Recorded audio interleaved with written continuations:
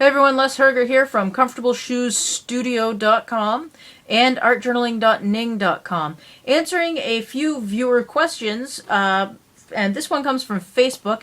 Jennifer asked how to apply gesso with fewer brush strokes. Most of you, if you've been watching my videos for any time, know that I love the texture of gesso, and so try and get as many brush strokes into it as possible.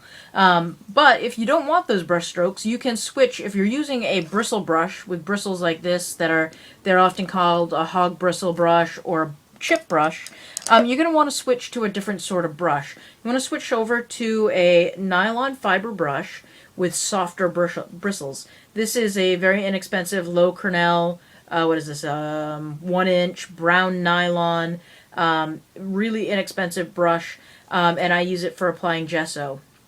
And the other thing that you can do is water down your gesso a little bit. So what you're going to do is, say, like, if your gesso is this thick,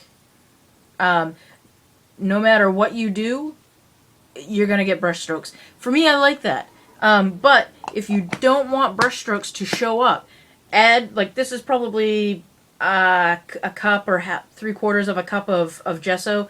If I wanted to water that down, I'd probably add 2 or 3 tablespoons of water to it, and use distilled water or bottled water so that you're not going to get mold in it as quickly, and use clean spoons and whatnot. Don't use a brush to stir it because gesso will grow mold, especially if you add dirty water to it. So add some water to it, mix it up really thoroughly, and that will also decrease the amount of brush strokes that you get in your gesso. The other option is also that you just let it dry and sand it down and put another coat on, but that's labor intensive. Probably the easiest thing is change brushes, use something softer like a nice soft nylon bristle brush, and add water to your gesso.